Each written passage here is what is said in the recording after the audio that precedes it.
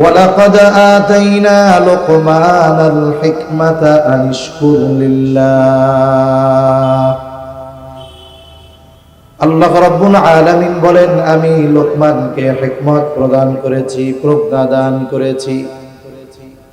তাফসীরের মধ্যে এসেছে হযরত লোকমানের সামনে দুইটো জিনিস তুলে ধরা হয়েছে, দুটো থেকে একটা বেছে নেওয়ার সুযোগ দেওয়া হয়েছে।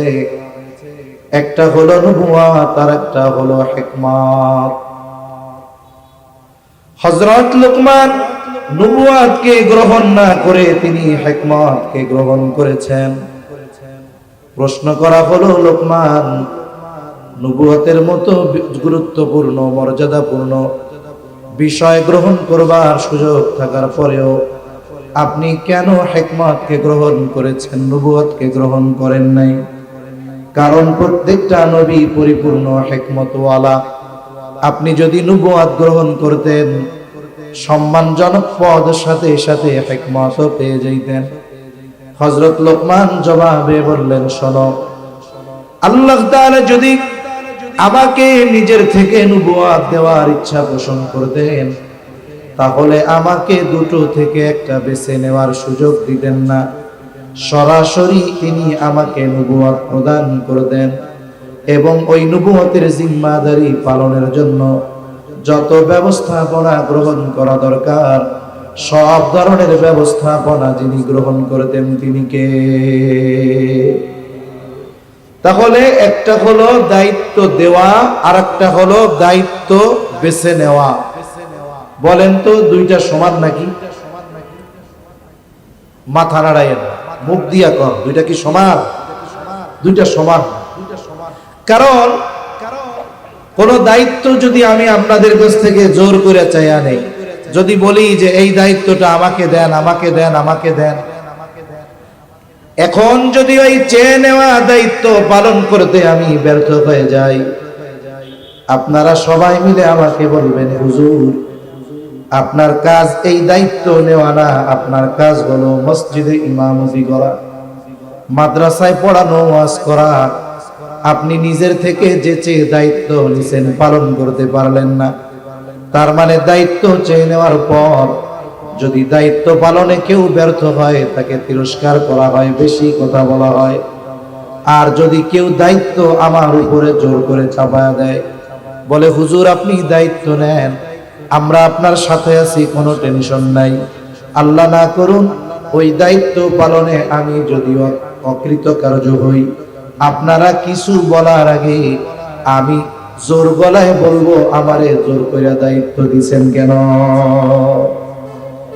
তার মানে দায়িত্ব চেয়ে নেওয়ার পরে যদি কেউ দায়িত্ব পালনে ব্যর্থ হয় তাকে তিরস্কার করা হবে।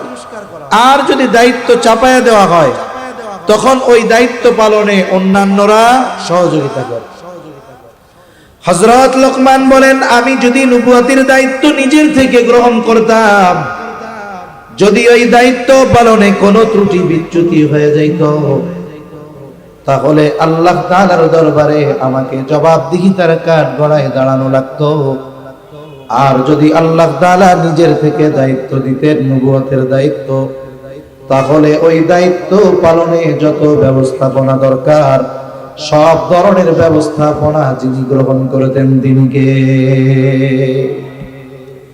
যেমন যখন আল্লাহ তাআলা কাউকে নবুয়ত দেন, ওই দায়িত্ব পালনের ব্যবস্থাও আল্লাহ তাআলা নেন।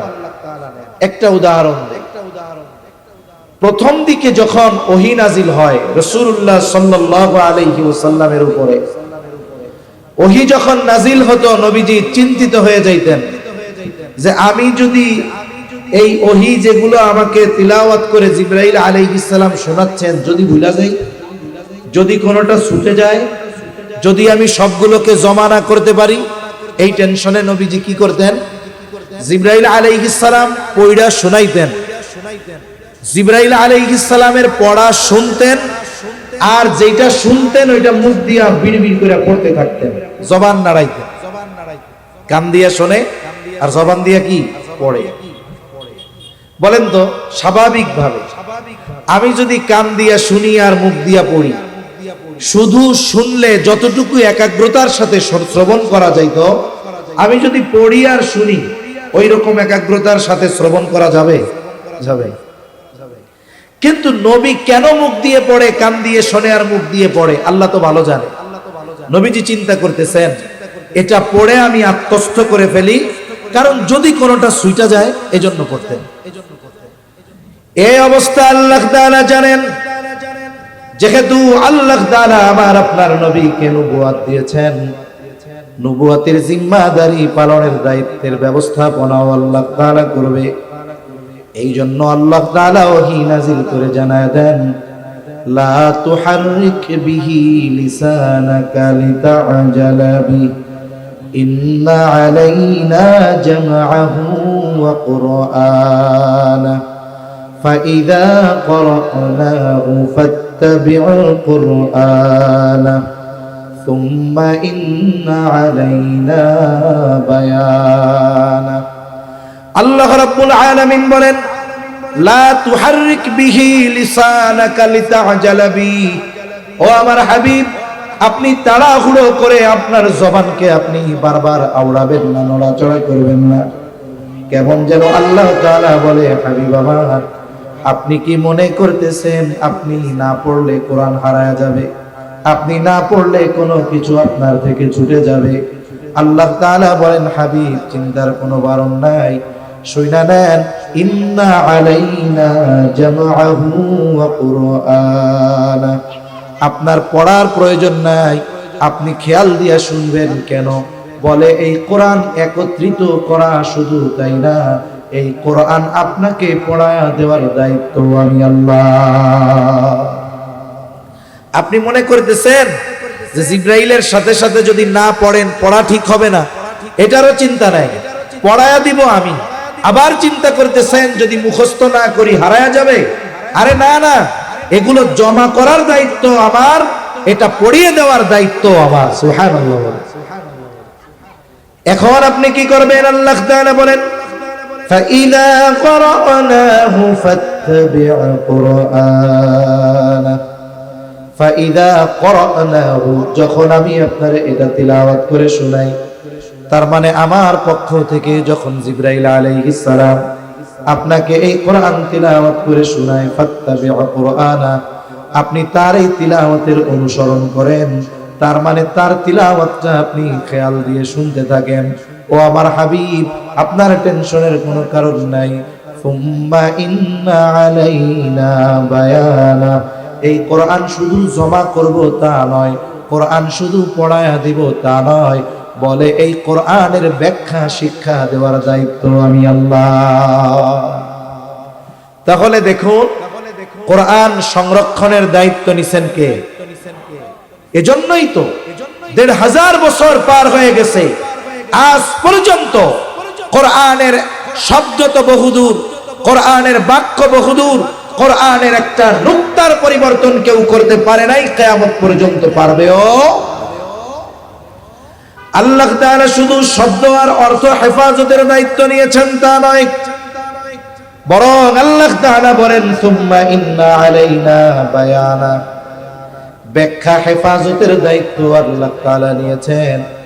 এই জন্য কোরআনের ব্যাখ্যা, কোন জালেম যদি কোরআনের অপব্যাখ্যা করে, যেই ব্যাখ্যা হাদিসের সাথে সাংঘর্ষিক, সাহাবা ইকরামের কথার সাথে সাংঘর্ষিক, বলে তাবেঈন, তাবেঈনদের সাথে সাংঘর্ষিক, এই অপব্যাখ্যা যদি কেউ পৃথিবীর মধ্যে করে, আহলে হক উলামা ইকরাম যারা আছে, অপব্যাখ্যাকারীর ওই অপব্যাখ্যার বিরুদ্ধে প্রতিবাদ করে কি করে না?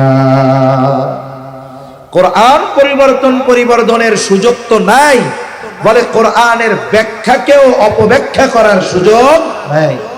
কিভাবে হেফাজতের ব্যবস্থা আল্লাহ করেছেন? তা কোন কথার থেকে গেলাম, যে আল্লাহ তাআলা যাকে নবুয়ত দেন, তার নবুয়তের দায়িত্ব পালনের ব্যবস্থাপনা গ্রহণ করেন কে? জোরে বলেন, আরো জোরে বলেন, কে? আল্লাহ। আল্লাহর নাম জোরে বলতে সমস্যা নাই তো?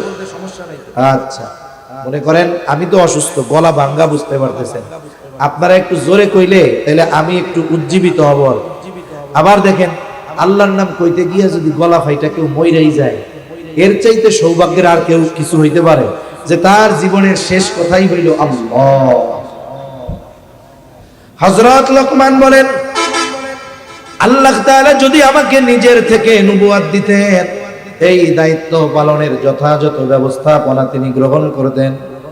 আর যদি আমি নবুয়তের দায়িত্ব চেয়ে নিতাম, তাহলে এই দায়িত্ব পালনে যদি ত্রুটি বিচ্যুতি হয়ে যাইত, তাহলে আল্লাহ তাআলার সামনে জবাবদিহিতার কাঠগড়ায় দাঁড়ানো লাগতো। এই জন্য নবুয়ত গ্রহণ না করে আমি হিকমতকে গ্রহণ করেছি।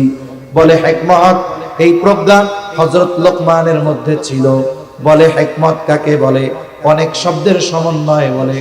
অহেতুক কথাবার্তা থেকে বিরত থাকা, স্বল্পে তুষ্ট থাকা, স্বপ্নের তাহবির জানা, অহেতুক মজলিস থেকে বিরত থাকা, এই ধরনের বেশ কিছু ভালো গুণের সমন্বয় হলো হিকমত। হযরত লোকমান একজন প্রজ্ঞাবান ব্যক্তি ছিলেন। শুধু তাই না, তার কাজকর্ম কথাবার্তার মধ্যে প্রতিনিয়ত প্রজ্ঞার ছোঁয়া পাওয়া যাইত। অনেক মানুষ আছে শিক্ষিত, অনেক উচ্চ ডিগ্রিধারী, কিন্তু ওর কাজ কর্ম কথাবার্তায় মনে হয় ওর চাইতে জালেম আর কেউ নাই। আছে না এরকম? সে নামে শিক্ষিত, কিন্তু শিক্ষার প্রভাব তার মধ্যে নাই। হযরত লোকমান প্রজ্ঞাবান ব্যক্তি ছিলেন। তার কথায় যেমন প্রজ্ঞা ছিল, বলে কাজে কর্মেও তেমন প্রজ্ঞা ছিল।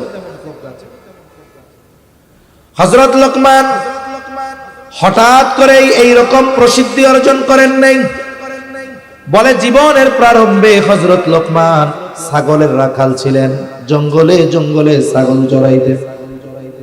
হযরত লোকমানের মনিব একদিন এসে লোকমানকে বলে, লোকমান, আমার জন্য একটা ছাগল জবাই করে আনো। বলে ছাগল জবাই করবার পর ছাগলের সবচাইতে উৎকৃষ্ট মাংস আমার সামনে হাজির করবা, উৎকৃষ্ট অংশ আমার সামনে হাজির করবা। হযরত লোকমান একটা ছাগল জবাই করলেন। জবাই করবার পর এই জিহ্বা আর এই গুদ্দা কলিজা, এই দুইটা অংশ নিয়ে মনিবের সামনে হাজির। একটা হলো হৃৎপিণ্ড আর একটা হলো জিহ্বা। সোজা কথায় একটা হলো অন্তর আর একটা হলো জিহ্বা। এই দুইটা অংশ এনে মনিবের সামনে হাজির করলেন। বলে, মনিব, এই দুইটা অংশ হলো সর্বোৎকৃষ্ট অংশ। এইবার মনিব আবার বলে, লোকমান, আর একটা ছাগল আমার জন্য জবাই করবা। এইবার ছাগলের সবচাইতে নিকৃষ্ট অংশ হাজির করবা। হযরত লোকমান আবার একটা ছাগল জবাই করলেন। জবাই করবার পর আবার ওই কলিজা অথবা অন্তর বা হৃৎপিণ্ড আর জিহ্বা, এই দুই অংশ মনিবের সামনে হাজির করলেন। মনিব এবার হযরত লোকমানকে বলে, লোকমান, তুমি কি আমার সাথে মজা করো নাকি? সর্বোৎকৃষ্ট অংশ আনতে বললাম, এই দুইটা অংশ। সবচাইতে নিকৃষ্ট অংশ আনতে বললাম, এই দুইটাই আনলা। কারণটা কি? তুমি কি আমার সাথে মজা করো নাকি? হযরত লোকমান মালিকের প্রশ্নের জবাবে বলে, মালিক, যার অন্তর আর জবান ভালো হয়ে যায় সে সবচাইতে উৎকৃষ্ট হয়ে যায়, আর যার অন্তর আর জবান খারাপ হয়ে যায় সে সবচাইতে নিকৃষ্ট হয়ে যায়। হযরত লোকমানের কাজের মধ্যে যেমন হিকমত, কথার মধ্যেও হিকমত ছিল। আল্লাহ তাআলা সেই কথা বলেন, আমি হযরত লোকমানকে হিকমত নামক নিয়ামত দান করেছি। এই দুনিয়ায় শুধু টাকা পয়সা ধন দৌলত এগুলোই নিয়ামত না। আমরা মনে করি টাকাই মনে হয় নিয়ামত, সম্পত্তি মনে হয় নিয়ামত, ধন দৌলত মনে হয় নিয়ামত, উঁচু পদ পদবী মনে হয় নিয়ামত। আইরে শুনেন, মানুষ যদি জ্ঞান অর্জন করতে পারে, ইলম পায়, বলে এইগুলা ধন দৌলতের চাইতে আরো বড় নিয়ামত। জ্ঞান, ইলম, এটা আরো বড় নিয়ামত। সুস্থতা নিয়ামত, একজন নেককার বিবি নিয়ামত, নেক সন্তান নিয়ামত। জ্ঞান, ইলম, এটা আরো বড় নিয়ামত। এখন এই জ্ঞান পাওয়ার পরে অনেকে অহংকারী হয় কি হয় না? বলে না, এই ও বেটা কি জানে, আমি ওর চাইতে আরো বেশি জানি। মনে রাখতে হবে, জ্ঞান, টাকা পয়সা, ধন দৌলত এগুলো নিয়ে অহংকারের কোনো কিছু নাই। বলেন তো, এই দুনিয়ায় বর্তমান সময় নমরুদের মতো, ফেরাউনের মতো, বুখতে নসরের মতো ক্ষমতাধর আছে নাকি? তাদের মতো ক্ষমতাধর নাই। কিন্তু আজকে তাদের ক্ষমতা কোথায় চলে গেছে? সেই জন্য ক্ষমতার অহংকার করে লাভ নাই। একটা সময় আসবে ক্ষমতা থাকবে না, কিন্তু যারা ক্ষমতাকে নেয়ামত মনে করেছে এরা অবাধ্য হয় নাই, বরং এদের নাম ইতিহাসের পাতায় স্বর্ণাক্ষরে লেখা আছে না? হযরত সুলাইমান আলাইহিস সালাম কেমন বাদশাহী ছিল? বাংলাদেশের মতো এক দেশের বাদশা ছিলেন। রব্বি হাবলি মুলকান লা ইয়ামবাগি লিআহাদিন মিন বাদি। দোয়া করেছে, আল্লাহ আপনি আমারে এমন রাজত্ব দেন আমার পরে যা আর কাউরে দিবেন না। বলে গোটা পৃথিবীর রাজত্ব হযরত সুলাইমান আলাইহিস সালামকে দেওয়া হয়েছে। আরে উনি শুধু মানুষের ভাষা বুঝতেন না, উনি পশু পাখির ভাষা বুঝতেন। বাতাসকে ওনার আজ্ঞাবহ করে দেওয়া হয়েছিল। এত প্রভাব প্রতিপত্তির অধিকারী হওয়ার পরেও কোনদিন অহংকার করেন নাই সুলাইমান আলাইহিস সালাম। ইতিহাসের পাতায় স্বর্ণাক্ষরে কোরআনের পাতায় লেখা আছে। আর ফেরাউন ক্ষমতা পেয়েছে, অহংকারী হয়েছে। অবস্থা কেমন? মানুষ তাকে এত ঘৃণা করে, নমরুদকে ঘৃণা করে। বলে অমুসলিম যদি কাউরেও বলা হয় যে তোর পোলার নামটা ফেরাউন রাখলে মাসে তোরে 500 করে দিব, রাখবে কেউ? আপনাদের এলাকার সবচেয়ে গরিব মানুষরা যদি কন তোর পোলার নাম একটু নমরুদ রাখ, মাসে 2000 টাকা করে বেতন দেওয়া হবে, রাখবে? অহংকার করে অনেকে, সম্পদের অহংকার করার কোনো সুযোগ নাই। বলে আল্লাহ তাআলা কারুনের কত সম্পদ দিয়েছিল, কারুনের গোডাউনের চাবি বহন করার জন্য একদল সুঠাম দেহী শক্তিশালী যুবকের দরকার হইত। বলে কারুনের গোডাউনের মধ্যে কি ছিল? বলে আমাদের দেশের মানুষের গোডাউনের মধ্যে থাকে চাল ডাল, এগুলা থাকে। আর কারুনের গোডাউনের মধ্যে ভরপুর ছিল স্বর্ণ। কোথায় কারুন? আসেনি? কেউ নাম রাখে কারুন? কেউ নাম রাখে না। এজন্য সম্পদের অহংকার করে লাভ নাই। বলে ইবলিস, হায় রে কত জ্ঞান ছিল, কত বড় আবেদ ছিল, আজকে কোথায়? আল্লাহ তাআলার লানত প্রাপ্ত হয়ে গেছে। এই জন্য মনে রাখতে হবে আপনারে আল্লাহ জ্ঞান দিয়েছে। আপনি প্রকৃত জ্ঞানী তখনই প্রমাণিত হবেন যখন আপনার মধ্যে বিনয় পাওয়া যাবে। বলেন তো, যেই গাছে ফল বেশি ধরে ওই গাছ কি উপরে উঠে নাকি নিচের দিকে নামে? যেই গাছে আম বেশি ধরে, দেখেন না ওই যে চাঁপাইনবাবগঞ্জ ছোট ছোট গাছে আম ধরে, আম যখন ধরে একসাথে গাছ ঝুলা পড়ে। লিচু বেশি ধরলে ঝুলা পড়ে, বড়ই বেশি ধরলে নিচের দিকে ঝুলা পড়ে। বলে যার মধ্যে ইলম বেশি হয়, তার যদি বিনয় বেশি হয়, এটা তার জন্য কল্যাণকর। কারণ কি? এই বিনয়ের কারণে আল্লাহ তাআলা তার মর্যাদা আরো বাড়ায় দেয়। ঠিক কিনা বলে? হযরত লোকমান প্রজ্ঞাবান ব্যক্তি ছিলেন, তবে অহংকারী ছিলেন না, শুকরগুজার ছিলেন। ওই জামানায় হযরত লোকমান প্রতিদিন তার বাড়ির সামনে লক্ষ লক্ষ হাজার হাজার মানুষের সামনে ওয়াজ করতেন। এখন তো ওয়াজ মাহফিল এটাকে আমরা গুরুত্বপূর্ণ মনে করি না। মনে না করার কারণও আছে ভাই, কিছু আত্মসমালোচনা করারও দরকার। মনে রাখবেন, আপনার মাথা ব্যথা হয়েছে, এই জন্য মাথা কাটার সুযোগ আছে নাকি? জোরে বলেন। মাথা ব্যথা হয়েছে, মাথা কেটে ফেলবেন, ট্রিটমেন্ট করবেন। বাংলাদেশে যত ওয়াইজ আছে ওয়াজ করে, এ ময়দানে খেদমত যেহেতু আল্লাহ করাম, আমরা তো প্রকৃত খবর জানি। হয়তো হাতে গোনা 8-10 জন আছে আলোচিত সমালোচিত ব্যক্তি। এই 8-10 জন ব্যক্তির জন্য অনেক মানুষ সামগ্রিকভাবে এই দ্বীনি মাহফিল গুলার ব্যাপারে খারাপ ধারণা পোষণ করে। এটা ঠিক না। আপনি ওই খারাপ কয়েকজন মানুষের জন্য এত বড় এক দ্বীনি খেদমত, দ্বীনি আঞ্জামকে খারাপ কেন মনে করেন? আচ্ছা বলেন তো, উলামায়ে কেরাম, এই যে বিশেষ করে আমার আব্দুল মুমিন ভাই যাদেরকে দাওয়াত দিছে, আজকে যারা আছে উলামায়ে কেরাম, একজনও কি এরকম আছে নাকি হ্যাং চেয়ারের উপরে উঠাইয়া কইবো আজকে খেলা দেখাবো? এরকম কেউ বলবে?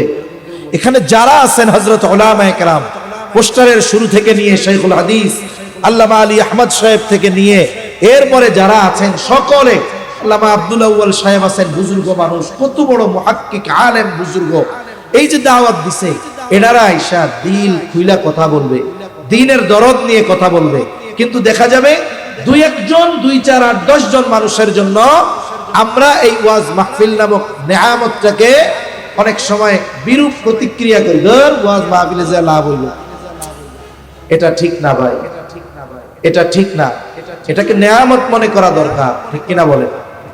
এখন তো কেন বললাম কথা, যে দেখেন কত সুন্দর সামিয়ানা প্যান্ডেল কইরা দিছে, যথাসাধ্য বসার ব্যবস্থা করা হয়েছে, লাইটিং আছে, ধুলাবালি না আসে, সুন্দর মতো সাইড দিয়ে পর্দা দিয়ে দিছে।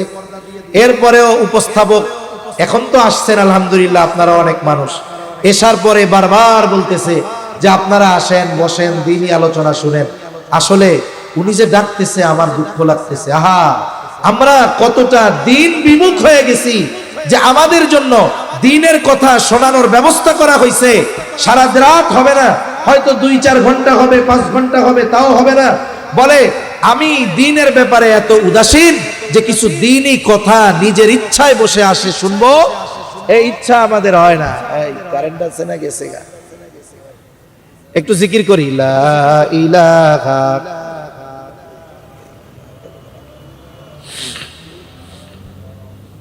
কারেন্ট তো মনে হয় আছে, এদের লাইন ছুটে গেছে না? লা ইলাহা ইল্লাল্লাহ, লা ইলাহা ইল্লাল্লাহ মুহাম্মাদুর রাসূলুল্লাহ। তাহলে এতবার ডাকতেছে আমার কল্যাণের জন্য, আমারে ডাকতেছে যে ভাই আসেন দ্বীনি মজলিসে বসেন। বসলে উনি ডাকতেছে, লাভ তো ওনার না, যে আসবে লাভ মূলত তার, ঠিক কিনা বলেন? এখন তো আয়োজন করে আমাদেরকে দ্বীনি মজলিসে বসানো যায় না, কিন্তু হযরত লোকমান তার বাড়িতে ওয়াজ করতেন। প্রতিদিন পৃথিবীর বিভিন্ন প্রান্ত থেকে হাজার হাজার মানুষ হযরত লোকমানের ওয়াজ শোনার জন্য আসতো।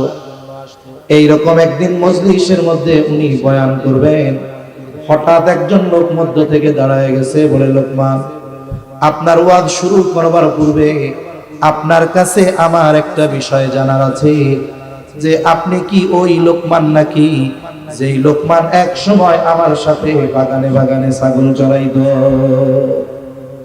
কথাটা একটু খেয়াল দিয়ে শুনতে হবে, শিক্ষণীয় বিষয়টা কি এটা আমার হৃদয়ে ধারণ করতে হবে। হাজার হাজার মানুষের সামনে কি বলতেছে, আপনি কি ওই লোকমান যে আমার সাথে ছাগল চড়াইতো? তখন পৃথিবীর বুকে অন্যতম সেলিব্রিটি হলো হযরত লোকমান।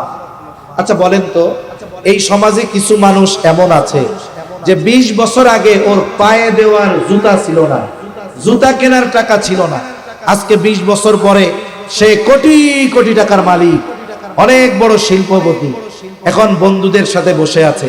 শিল্পপতির বন্ধু তো আর ফকিন্নিরা হবে না, ওই সব কোটিপতিদের মজলিসে বসা। হঠাৎ করে যদি একজন লোক গ্রাম থেকে যাইয়া বন্ধুদের সামনে তারে বলে, ও মিয়া, আজ থেকে 20 বছর আগে তুমি খাওয়ান পাইতা না, তোমার বাপ খাওয়ান পাইতো না, আজকে তোমার কত টাকা। এই কথা বলার পরে মানুষের মধ্যে 2 ধরনের প্রতিক্রিয়া হবে। 1 নাম্বার, ওর এই যে সম্পদ, এর অহংকারে ও কি বলবে, এই মিয়া রাখেন, কোত্থেকে কারে কি বলেন, আমার পূর্বপুরুষ 14 পুরুষ ধরিয়া কোটি কোটি টাকার মালিক। তার মানে সে তার অতীতকে অস্বীকার করে। মনে রাখবেন, যেই সমস্ত মানুষ নাশকরগুজার, এরা তাদের বাস্তব অতীতকে অস্বীকার করে, বর্তমানকে প্রাধান্য দেয়, অতীতকে সে অস্বীকার করে। আবার আরেক দল মানুষ কেমন আছে, বলে সে 20 বছর আগে তার কিছুই ছিল না। এখন আপনি তারে মনে করাই দিলেন, ভাই 20 বছর আগে তুমি খাইতে পাইতা না। সে অহংকার করবে না, সে বলবে আলহামদুলিল্লাহ, আজকে থেকে 20 বছর আগে আমি এক বেলা পেট ভরে খাইতে পারতাম না, আলহামদুলিল্লাহ আজকে আল্লাহ তাআলা আমার মাধ্যমে শত শত পরিবারের মুখে আহার উঠানোর ব্যবস্থা করাই দিছে, আলহামদুলিল্লাহ, আল্লাহ পাকের শুকর। এক সময় আমার কিছুই ছিল না, সব দয়া করে আমারে আল্লাহ দিছে।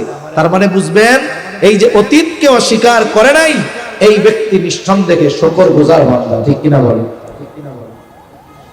হযরত লোকমানের ব্যাপারে আল্লাহ তাআলা বলেন, ওয়ালাকাদ আতাইনা লুকমানাল হিকমাতা আনিশকুর লিল্লাহ। আমি লোকমানকে হিকমত প্রদান করেছি যাতে সে শুকরগুজার বান্দা হয়। বুজুর্গানে দিন বলেন এই কথার দ্বারা আল্লাহ মূলত বোঝাতে চান লোকমান শুধু একজন প্রজ্ঞাবান বিখ্যাত ব্যক্তি ছিল এমনটা নয়, বরং লোকমান আমার শুকরগুজার বান্দাদের মধ্যে একজন। ওই লোক যখন প্রশ্ন করেছে লোকমান তুমি কি সেই লোকমান নাকি, হাজার মানুষের মধ্যে লোকমান তাকে ধমক দিয়ে বসায় দেয় নাই, বরং বলতেছে হ্যাঁ আমি সেই লোকমান, আমি সেই লোকমান। আল্লাহ তাআলা দয়া করে আজকে আমাকে এই অবস্থানে এনেছে। একটু চিন্তা করে দেখেন, একটা মানুষ তার কষ্টের অতীতকে অস্বীকার করার দ্বারা অসম্মানিত হয় না, বরং অতীত অস্বীকার করার কারণে, শুকরগুজার বান্দা হওয়ার কারণে তার সম্মান আল্লাহ তাআলা আরো বাড়ায় দেয়। কোরআনুল কারীমের মধ্যে নবী রাসূলগণের আলোচনা আসছে 25 জনের, বাকি অল্প কয়েকজন বুজুর্গের আলোচনা আসছে। এর মধ্যে একজন হযরত লোকমান, তার সম্মান আল্লাহ কেমন দিছে, তার নামে একটা সূরা আল্লাহ নাজিল করছে, স্বয়ং কোরআনুল কারীমে আল্লাহ তাআলা তার প্রশংসা করেছে। সুবহান। এরপর আল্লাহ তাআলা আমাদেরকে বলেন কোন বান্দা যদি নিয়ামত পাবার পর শুকরিয়া আদায় করে এতে আল্লাহর কোনো লাভ নাই, বরং শুকরিয়া আমরা যদি আদায় করি লাভ আমাদের। এই জন্য যে কোনো ধরনের নিয়ামত যদি পাই, এটা জ্ঞানের নিয়ামত হতে পারে, সম্পদের নিয়ামত হতে পারে, ক্ষমতার নিয়ামত হতে পারে, নিয়ামতটা যেই ধরনের হোক না কেন ওই নিয়ামতের বিপরীতে কৃতজ্ঞতা প্রকাশ করব। আল্লাহ তাআলা বলেন ওয়া মান ইয়াশকুর ফাইন্নামা ইয়াশকুরু লিনাফসি, খায়রে যে শুকরিয়া আদায় করে সে সেটা নিজের জন্যই করে, আর ওয়া মান কাফারা ফাইন্নাল্লাহা গনিয়্যুন হামিদ, আর যারা কুফরি করে নিয়ামতের শুকরিয়া আদায় করে না তারা জেনে রাখুক আল্লাহ তাআলা বলেন অমুখাপেক্ষী এক মহান সত্তা, সপ্রশংসিত অমুখাপেক্ষী মহান সত্তা। কেউ যদি আল্লাহ তাআলার শুকরিয়া আদায় না করে এতে আল্লাহর কোনো লস নাই, বরং কোন বান্দা যদি নিয়ামত পায়া শুকরিয়া আদায় না করে, বরং যে শুকরিয়া আদায় করে নাই ক্ষতিটা হয় তার। এজন্য আল্লাহ তাআলা কুরআনুল কারীমের এক জায়গায় বলেন লাইন শাকারতুম লাযীদান্নাকুম ওয়া লাইন কাফারতুম ইন্না আযাবী লাশাদীদ। আল্লাহ তাআলা বলেন লাইন শাকারতুম লাযীদান্নাকুম, তোমরা যদি নিয়ামতের কৃতজ্ঞতা প্রকাশ করো আমি আল্লাহ নিয়ামতকে বাড়ায়া দিব। সুবহানাল্লাহ বলেন ওয়া লাইন কাফারতুম, আর যদি নিয়ামতের কুফরি করো, বুজুর্গানে দিন বলেন এখানে কুফরি দ্বারা শুধু অস্বীকার করা না, বরং নিয়ামত পেয়ে যদি অহংকারী হয়ে যাও, নিয়ামতের অপব্যবহার যদি করো। তাফসীরের মধ্যে আসছে বলে প্রথমে তোমার কাছ থেকে নিয়ামতটাকে ছিনায় নিব, তোমাকে নিয়ামত বঞ্চিত করব। আল্লাহ তাআলা এরপরে বলেন ইন্না আযাবী লাশাদীদ, নিয়ামতের নাশকরি যদি করো যাই না রাখো আমার আযাব বড় শক্ত আযাব, কঠিন আযাব। তাহলে নিয়ামতের শুকরিয়া করলে লাভ কার? জোরে কোন, আরো জোরে বলেন না কার? সেজন্য এই যে সুস্থ আছি রাখছেন কে? বলবো আলহামদুলিল্লাহ। সকাল সন্ধ্যা আল্লাহ তাআলার প্রশংসা করব, আল্লাহ তাআলার নিয়ামতের শুকরিয়া আদায় করব। এই যে 5 ওয়াক্ত নামাজের পরে কমপক্ষে 3 তাসবিহ পাঠ করার চেষ্টা করব। সুবহানাল্লাহ 33 বার, আলহামদুলিল্লাহ 33 বার, আল্লাহু আকবার 34 বার। সাথে সাথে কেউ যদি জিজ্ঞাসা করে কেমন আছো, আলহামদুলিল্লাহ আল্লাহ ভালো রাখছে। অসুস্থ থাকি আগে বলবো কি আলহামদুলিল্লাহ আল্লাহ ভালো রাখছে, তবে হয়তো একটু এই অসুস্থতার মধ্যে আছি, এটাও হয়তো আল্লাহ তাআলার পক্ষ থেকে নেওয়া। এখন এই হযরত লোকমান, ওনার ব্যক্তিত্বটা কত উঁচু আল্লাহ তাআলা ওনার ব্যক্তিত্ব সম্পর্কে জানালেন। এরপরে হযরত লোকমান তার সন্তানদের কিছু গুরুত্বপূর্ণ উপদেশ দিয়েছে। এই উপদেশগুলোর খবর আল্লাহ তাআলা আমাদেরকে জানিয়েছেন। আমার সময় শেষ, 10 মিনিটের মধ্যে আমি মোটামুটি সবগুলা গুছায় নিয়ে আসবো একেবারে মূল কথায়। কেন বলে অনেক সময় ব্যক্তির পরিচয় যদি জানা যায় তার অল্প কথাই গুরুত্ব সহকারে শোনা হয়, আর যদি ব্যক্তিরে না চিনে 1 ঘন্টা ধরে বকর বকর করলেও তার কথায় কেউ গুরুত্ব দেয় না, ঠিক কিনা বলেন? এজন্য দেখেন আল্লাহ তাআলার সিস্টেম কি। আগে হযরত লোকমানের পরিচয় দিছে যে তোমাদের হযরত লোকমানের সন্তানকে করা নসিহতগুলো শুনাইতেছি। লোকমান সাধারণ ব্যক্তি না, বলে লোকমান হলো প্রজ্ঞাবান ব্যক্তি, জ্ঞানী ব্যক্তি। কে বলতেছে? আল্লাহ বলতেছেন জ্ঞানী ব্যক্তি। তাইলে এই জ্ঞান কত গভীর জ্ঞান। আর এই লোকমান কেমন বান্দা জানো? বলে সে আমার শুকরগুজার বান্দাদের একজন। শোনো, এই লোকমান তার সন্তানদের কি উপদেশ দিয়েছে। এক নাম্বার, হযরত লোকমান তার সন্তানদের উপদেশ দিচ্ছে, একজন মুসলমান মুমিন পিতা হিসাবে এই সন্তানকে উপদেশগুলো দেওয়া দরকার আমাদেরও। এই উপদেশগুলো সন্তানদেরও আমাদেরকে দেওয়া দরকার।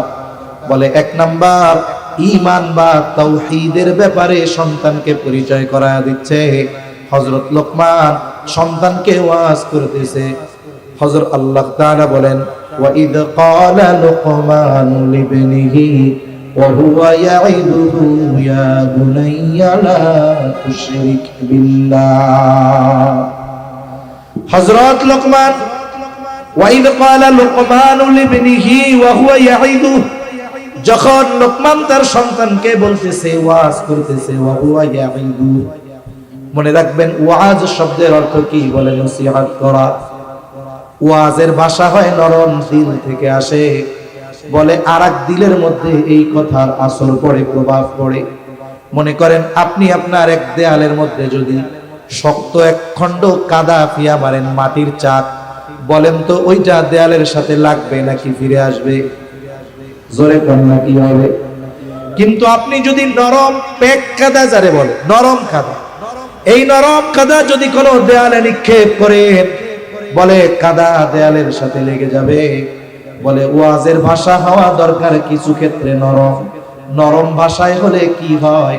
বলে হৃদয় থেকে যখন নরম কথা আসে, ওই কথাটা হৃদয়ের সাথে সাথে সাথে লেগে যায়। হযরত লোকমান তার সন্তানকে ওয়াজ করতেছে। ওয়াজ কি ওয়াজ? বলে ইয়া বুনাইয়া লা তুশরিক বিল্লাহ, হে আমার বৎস, তুমি আল্লাহ তাআলার সাথে শিরিক কইরো না। সন্তানরে ডাক দিচ্ছে, ইয়া বুনাইয়া, হে আমার সন্তান। অনেক সময় সন্তানদের আদর করে আমরা বলি, ও আমার কলিজার টুকরা, ও আমার নয়নের মণি, ও আমার কলিজার টুকরা, বুকের মানিক। বলে আরবিতে কি কয়? আরবিতে আবেগ দরদ নিয়ে ডাক দেয়, ইয়া বুনাইয়া, হে আমার সন্তান, লা তুশরিক বিল্লাহ, তুমি আল্লাহ তাআলার সাথে শিরিক কইরো না। তার মানে হযরত লোকমান সন্তানকে আদর দিয়ে, মোহাব্বত দিয়ে, সোহাগ দিয়ে, ভালোবাসা দিয়ে, খুবই হৃদয় থেকে বলতেছে, ও আমার কলিজার সন্তান, তুমি আল্লাহ তাআলার সাথে শিরিক কইরো না। বলে কেন? ইন্নাশ শিরকা লাযুলমুন আযীম, শিরিক হলো মহা অন্যায়। কি অন্যায়? জোরে বলেন, আরো জোরে, কি অন্যায়? মহা অন্যায়। এখন অন্যায় কি আর মহা অন্যায় কি? জুলুম কি আর মহা জুলুম?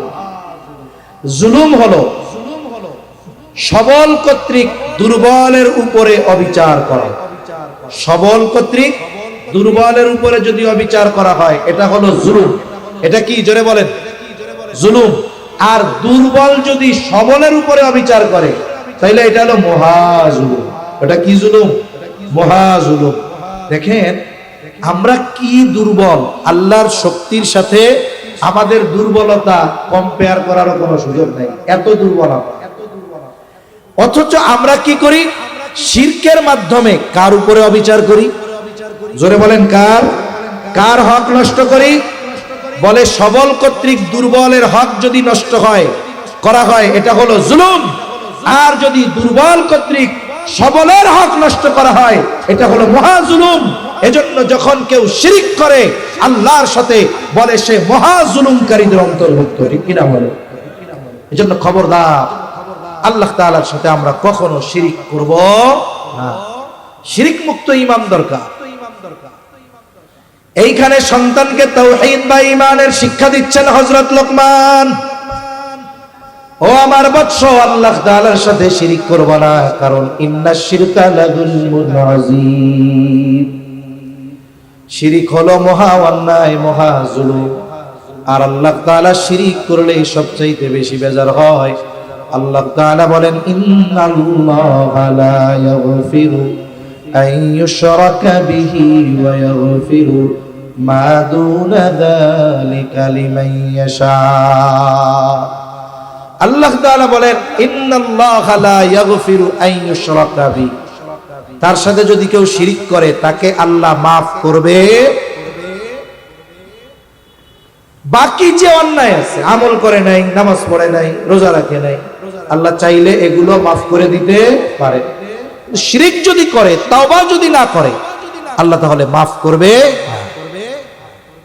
তাফসীরের মধ্যে আসছে বলে কিয়ামতের দিন এক ব্যক্তি আমল নামা হাতে পাবে, তার কোনো নেক আমল নাই, কিচ্ছু নাই। ও মনে করবে আজকে জাহান্নামে যাওয়া ছাড়া কোনো উপায় নাই। এই ব্যক্তিকে হঠাৎ আল্লাহ তাআলা বলবে বান্দা যাও, তুমি জান্নাতে চলে যাও।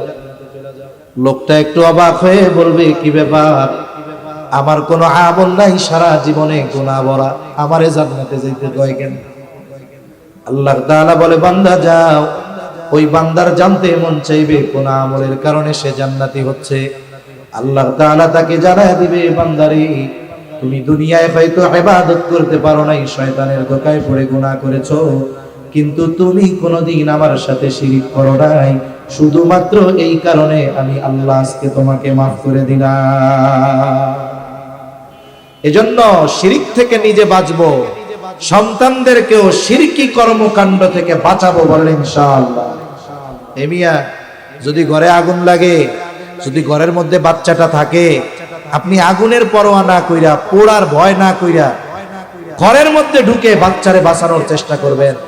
আপনার সন্তান যদি শিরকের সাথে জড়িয়ে যায়, এই সন্তানকে তো জাহান্নামে যাওয়া লাগবে। আপনি দুনিয়ার আগুন থেকে বাঁচানোর জন্য চেষ্টা করলেন, সন্তানরে জাহান্নামের আগুন থেকে বাঁচানোর চেষ্টা করবেন না? তাহলে শিরিক নিজে করব না, সাথে সাথে আমার সন্তানদেরকে শিক্ষা দিব শিরকের সাথে যেন কখনো না জড়ায়। 2 নম্বর হযরত লোকমানের নসিহত মধ্যে আল্লাহ তাআলার কাছে কিছু কথা আছে, আমি আর ওইদিকে যাব না। 1 নম্বর হযরত লোকমান সন্তানকে শিক্ষা দিয়েছে ঈমানের বা তাওহীদের। 2 নম্বর আল্লাহ তাআলার কুদরত ক্ষমতা কেমন। এইবার সন্তানকে বলে ইয়া বুনাইয়া ইন্নাহা ইন তাকু মিসকালা হাববাতিন মিন খারদালিন ফাতাকুন ফি সখরাতিন আও ফিস সামাওয়াতি আও ফিল আরদি ইয়াতি বিহাল্লাহ। বুজুর্গানে দিন বলেন এখানে আকীদার শিক্ষা আছে, আল্লাহ তাআলার ক্ষমতার শিক্ষা আছে। বলে আল্লাহ তাআলার ক্ষমতা কেমন, বলে আল্লাহ তাআলার প্রতি আমাদের বিশ্বাসটা কেমন হবে। বলে সন্তান রে, ও আমার বৎস, ইন্নাহা, হা দ্বারা উদ্দেশ্য হলো আমল। সেই আমলটা নেক আমল হতে পারে, বদ আমল হতে পারে। বলে সন্তান রে, ইয়া বুনাইয়া ইন্নাহা ইন তাকু, যেই আমলটা তুমি করেছো, যেই আমলটা তুমি করেছো, মিসকালা হাববাতিন মিন খারদাল, যেই আমলটার পরিমাণ হলো একটা সরিষা দানা পরিমাণের মতো, এতটুকু আমল যেটা তুমি করেছো, ওই আমলটা যদি তুমি ফাতাকুন ফি সখরা, যদি কোনো পাথরের মধ্যে করে থাকো, আও ফিস সামাওয়াত, আসমানেও যদি করে থাকো, আও ফিল আরদ, জমিনেরও যদি কোথাও করে থাকো, ইয়াতি বিহাল্লাহ, তোমার ওই আমলটা যিনি হাজির করবেন তিনি কে? কিয়ামতের দিন আল্লাহ তাআলা কর্মকর্তা দুইজনেরই হাজির করবে। শুধু আমারে হাজির করবে তা না, আমার কৃত সব কর্ম আল্লাহ তাআলা সেদিন হাজির করবে। তাহলে এই আয়াতের তাফসীরে হযরত আনাস রাদিয়াল্লাহু তাআলা থেকে একটা বর্ণনা আসছে যে নবীজি বলেন, যদি কেউ এমন পাথরের মধ্যে আমল করে, যেই পাথরের মধ্যে ঢোকার ব্যবস্থাও নাই, বের হওয়ারও ব্যবস্থা নাই, এই অসম্ভবকে কেউ যদি সম্ভব করে, ওই পাথরের মধ্যে কোনো আমল করে, আমলটা যদি সরিষা দানা পরিমাণ হয়, ওই আমল কিয়ামতে হাজির করবে কে? জোরে বলেন কে? আল্লাহ তাআলা হাজির করবে। হুজুর চলে আসছে, আলহামদুলিল্লাহ। তাহলে আমি আর আলোচনা লম্বা করব না, 2টা বিষয় আমরা মনে রাখবো। শুনেন, আমরা সন্তানদেরকে মনে করি যে কোনো মতে লেখাপড়া শিখায়া বড় বানায়া টাকা পয়সা উপার্জনের মেশিন বানাইতে পারলেই হয়ে গেল, কাজ হবে না। সন্তানকে যদি বাস্তবিক অর্থে মুসলমান বানাতে না পারি, সন্তানের কামাই হয়তো দুনিয়ায় কামু, আখেরাতে এই সন্তানের কারণে অনেক ভালো পিতাকে জাহান্নামে যাওয়া লাগবে, ঠিক কিনা বলে? এজন্য আমরা যদি আমাদের সন্তানদেরকে দ্বীন না শিখাই, মুসলমান না বানায়া যায়, জামানার যেই পরিবর্তন দ্রুততার সাথে হচ্ছে, দেখা যাবে 2 প্রজন্ম পর আর আল্লাহর নাম নেওয়ার মতো লোক থাকবে না। এজন্য সন্তানদেরকে আল্লাহর সাথে পরিচয় করায় দিব। তার সাথে সাথে সাথে এই বিশ্বাস তার অন্তরে যদি ঢুকে যায় যে আমি সরিষা দানা পরিমাণ আমল যেখানেই করি না কেন আল্লাহকে ফাঁকি দেওয়ার উপায় নাই, এই বিশ্বাস যদি তার অন্তরে আমি আপনি গেঁথে দিতে পারি, তাহলে আশা করা যায় ওই সন্তান যেখানেই থাকুক না কেন, আমার চোখের আড়ালেই থাকুক না কেন, আল্লাহর ভয়ে ও পাপের কাছে ধাবিত হবে না, ঠিক কিনা বলেন? এজন্য হযরত লোকমানের সন্তানকে করা এই 2টি নসিহত নিয়ে আলোচনা করলাম। আল্লাহ সুবহানাহু ওয়া তাআলা আমাদের সন্তানগুলোকেও হযরত লোকমানের নসিহতের আলোকে গড়ে তোলার তৌফিক আল্লাহ দান করেন। সকলে বলি আমিন, আর জোরে বলি আমিন।